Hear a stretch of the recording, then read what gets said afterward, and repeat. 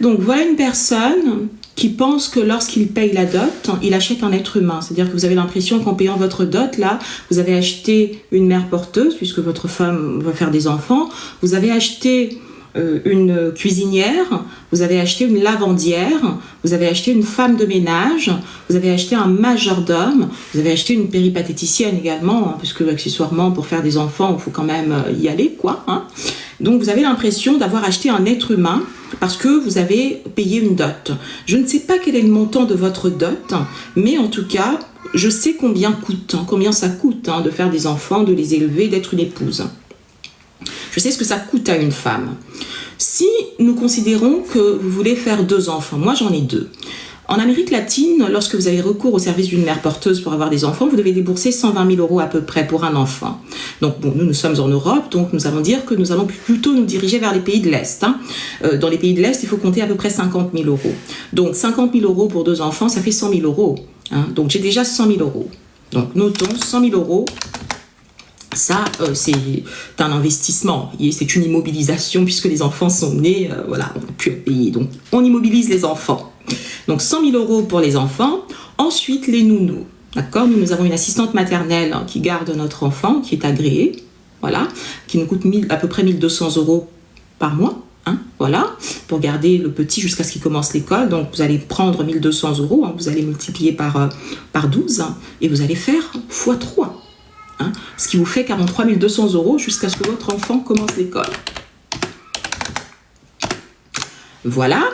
Ensuite, vous avez la nounou du soir, puisque notre fils, par exemple, n'aime pas aller, pour ceux qui vont à l'école publique, c'est le centre de loisirs, mais pour lui qui va en école privée, c'est l'étude. Il n'aime pas aller à l'étude parce qu'il estime qu'il a déjà eu assez de boucans dans les oreilles dans la journée, et à 16h30, quand les cours se terminent, il aimerait rentrer à la maison. Il aimerait aller goûter et rentrer à la maison. Donc, il faut prendre une nounou pour s'occuper de cet enfant.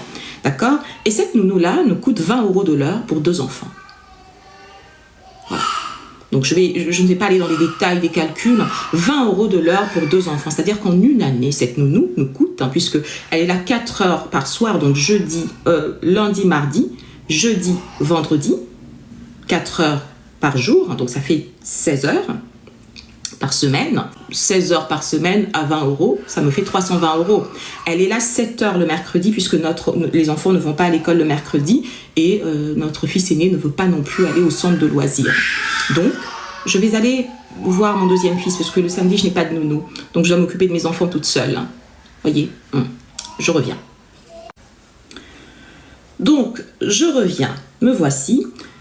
Pour la nounou du soir, ce que je disais, c'est que c'est 4 heures par jour, 4 jours de la semaine et une journée à 7 heures. Donc ça fait environ, je dirais, 460 €. Puisque 320 € pour les 4 jours et 140 € pour les 7 heures du mercredi. Donc au mois, ça vous fait à peu près 1 440 €. Si vous rajoutez à cela les 1 200 € de l'assistante maternelle, on avoisine les 2 700 €, vous voyez. Je ne vais pas aller dans les détails. Maintenant, nous passons à la femme de ménage, puisque la femme de ménage, ça a un coût. À peu près 24 € de l'heure. Vous regardez sur Wikasa ou sur toutes les autres applications qui proposent des services de ménage, vous verrez, 24 € de l'heure.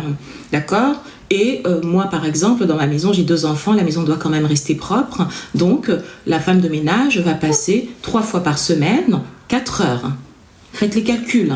Donc, en plus, si vous devez payer une péripatéticienne, oui mon amour, j'arrive. Si vous devez payer une péripatéticienne, voilà, pour assouvir vos désirs intimes, ça a un coût aussi. Si vous devez payer ensuite un cuisinier, parce que j'en fais venir de temps en temps, donc je sais combien ça coûte, ça a également un coût. Faites tous les calculs et regardez si votre dot vous permet de vous offrir tout cela tout au long de votre vie.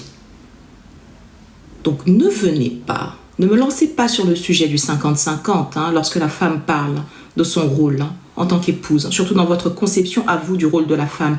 Ne me lancez pas sur ce sujet-là.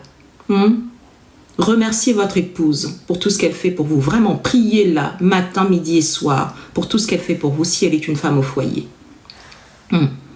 Vraiment, tous les matins, lorsque vous vous levez, baisez les pieds de votre femme. Voilà.